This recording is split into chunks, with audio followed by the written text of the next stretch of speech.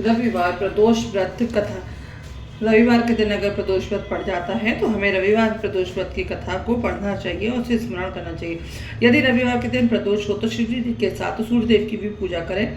दिन भर निराहार रहकर सूर्यदेव की पूजा करें और सूर्य का पूजन और सूर्य डूबने से पहले ही कर लें। प्रदोष व्रत में नमक, तेल आदि नहीं खाना चाहिए। दिन भर निराहार व्रत रहकर शाम को पूजन करके गेहूं का आटा, दूध, मिठाई, गुड़, फल आदि को खाना चाहिए। 1 वर्ष के नियमित प्रदोष व्रत करने से मनुष्य रोग, शोक तथा शत्रुओं का नाश हो जाता है और व्रति धन, धान तथा कीर्ति आदि को प्राप्त होता है। एक बुढ़िया रविवार के दिन वे हमेशा अपने घर को गाय के गोबर से लीपती थी।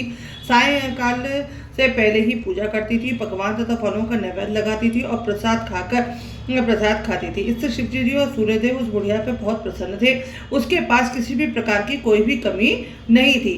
उसकी संपदा को देखकर पड़ोसियों उसके ऊपर बड़ी ही ईर्ष्या करने लगी थी और वह अपने मन में सोचा कि यह बुढ़िया मेरे गाय के गोबर से अपना घर लीपती है, इसी कारण इसके धन की प्राप्ति हुई है।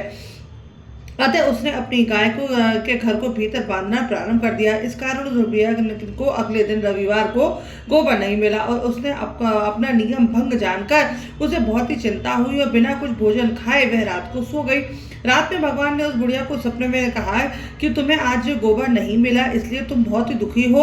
अतः तुम्हें एक ऐसी गाय देता हूँ जो तुम्हारे सभी कष्टों को दूर कर देगी और मनोकामना को पूर्ण करेगी। सुबह उस बुढ़िया ने देखा कि उसके आंगन में बछड़े के साथ एक सुंदर गाय खड़ी थी। बुढ़िया को सपने की बात याद आ गई और वह बड़ी प्रसन्नता के साथ गाय को ले जाकर बाहर बांधा। बुढ़िया ने गाय को देखकर पड़ोसन को और भी अधिक ईर्ष्या हुई।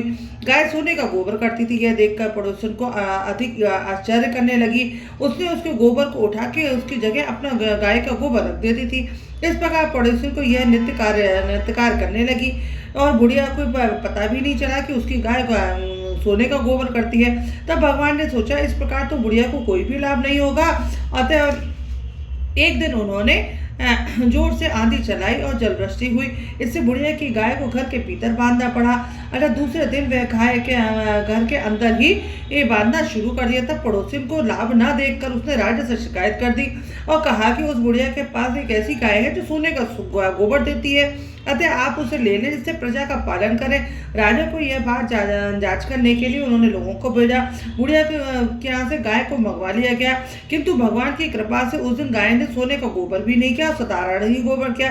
तब राजा ने उस बुढ़िया को बुलाकर पूछा क्या तुम्हारी गाय वास्तव में सोने का गोबर देती है? तब बुढ़िया ने कहा महाराज, प्रत्येक रविवार को मैं गाय के गोबर से घर लीपती हूँ, भगवान की पूजा करती हूँ, उसी के प्रभाव से यह मुझे प्राप्त हुई है, अतः सोने का गोबर करती है।